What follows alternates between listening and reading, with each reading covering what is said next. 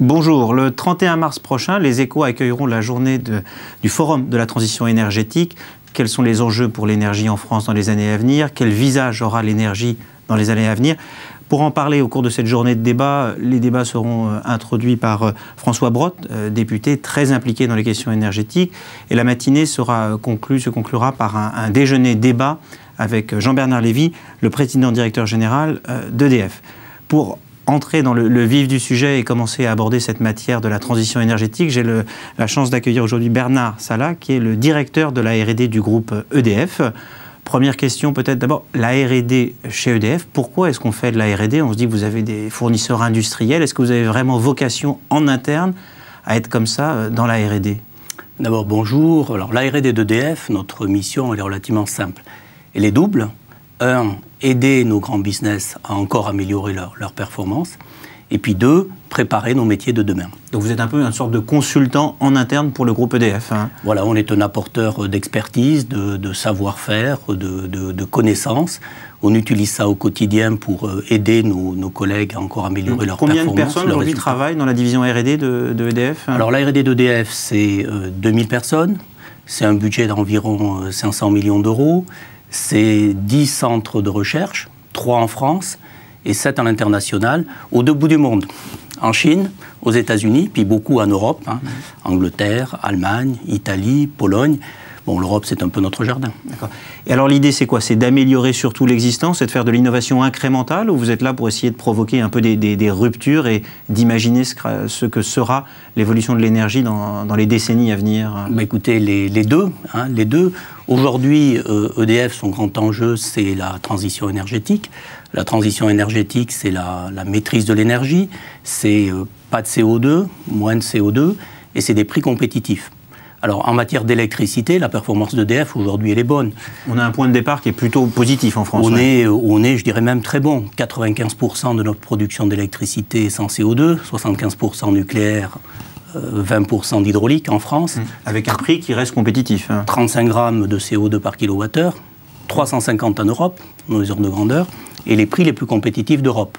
Mais la question, c'est préparer demain. C'est être capable de faire en sorte que cette excellente performance puisse se conjuguer aussi demain. Et ça, c'est pas si facile que ça. Pourquoi? Parce que on ne peut pas simplement poursuivre le modèle sur lequel on est aujourd'hui, hein.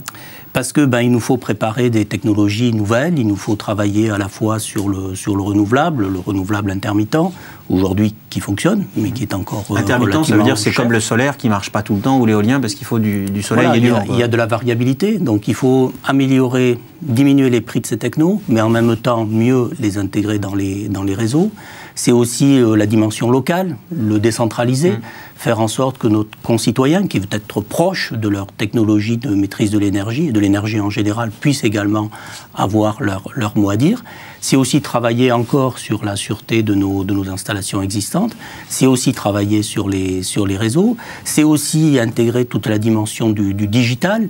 Le digital, c'est aussi pour nous une vraie révolution. C'est-à-dire les futurs compteurs, par exemple, plus intelligents, qui permettront de mieux maîtriser la consommation? Si vous voulez, aujourd'hui, avec les systèmes tels qu'ils existent, si vous voulez changer la puissance de votre abonnement, vous allez attendre le technicien de RDF en France ou d'un acteur britannique en Angleterre qui viendra chez vous. Demain, tout ça, ça pourra être fait automatiquement. Demain, vous pourrez consulter votre consommation sur votre smartphone. Demain, vous pourrez avoir des conseils sur votre consommation. Passe par où? Ça passe par de la R&D en interne. Pourquoi pas s'appuyer plus sur des prestataires extérieurs qui sont des industriels ou des spécialistes du logiciel? Vous avez les compétences en interne pour essayer d'innover? Alors, on a des compétences très fortes. On se veut aussi être une R&D ouverte. Alors, R&D ouverte, ça veut dire 3 piliers. L'international, je vous l'évoquais, aller chercher les meilleures idées là où elles sont. C'est le monde académique, donc être capable d'aller regarder aussi dans les grandes écoles, dans les universités, en France, à l'international, qu'est-ce qui est en train de se produire et d'amener, de faire cheminer tout ça vers le business. Et puis, c'est tout le monde des startups et des PME. Vous savez sans doute qu'on a créé un fonds d'investissement qui s'appelle Electranova Capital, 90 millions d'euros de capacité d'investissement. Des investissements prenez des participations dans des startups. On prend des participations dans les startups, on teste les startups, on leur passe des contrats, on fait des démonstrateurs avec elles. Aujourd'hui, depuis 2012, nous avons examiné pratiquement 2000 startups. 1000 grâce au Fonds Electranova Capital, 1000 grâce à nos propres équipes. Et ça nous permet d'avoir une vue quasi exhaustive sur toutes les technologies qui existent en matière de clean tech. Alors quand on parle d'énergie, on a l'impression que c'est des métiers de cycle très très long. Aujourd'hui, vous réfléchissez à ce qui va se passer dans les années, même des décennies à venir. Est-ce qu'on est dans un métier dans lequel les choses vont évoluer lentement, progressivement, ou est-ce qu'on est un peu, comme dans beaucoup de secteurs du numérique, à l'aube peut-être d'une rupture brutale et où du jour au lendemain on peut basculer sur un nouveau monde? Je crois que le propre d'EDF, c'est de s'adapter à tous les cycles de temps et à toutes les technologies, d'utiliser à la fois les technologies les plus matures, qui fonctionnent, et en même temps les technologies les plus modernes. Il faut marcher sur deux jambes en même temps. Il faut marcher sur deux jambes. Nous avons aujourd'hui des barrages construits dans les années 50 qui fonctionnent très bien. Nous avons des centrales thermiques construites dans les années 60-70 qui fonctionnent très bien. Nos centrales nucléaires ont des performances de premier plan. Demain, il nous faut des énergies renouvelables encore plus importantes. Mais nous n'allons pas abandonner nos barrages hydrauliques. Nous allons faire fonctionner cet ensemble-là. C'est une continuité de technologie, c'est un mix en fait, un mix de production, un mix également du côté de la demande, un meilleur pilotage. De même, pourquoi pas la voiture électrique? Donc nous y travaillons, les batteries de ces voitures électriques, la meilleure utilisation de la recharge de ces voitures, le bâtiment, nous travaillons aussi sur le bâtiment isolé, comment améliorer sa performance en tant que tel, le bâtiment dans un îlot, parce que le bâtiment aujourd'hui n'a plus de sens, tout seul. Il s'intègre dans une communauté, il va avoir moins de soleil parce qu'il aura un autre bâtiment à côté, ou au contraire plus d'ombre si vous êtes dans une région très, très chaude. Tous les réseaux qui sont autour de ce bâtiment, comment les optimiser? Réseau électrique, réseau d'énergie, réseau de chaleur, mais aussi mobilité.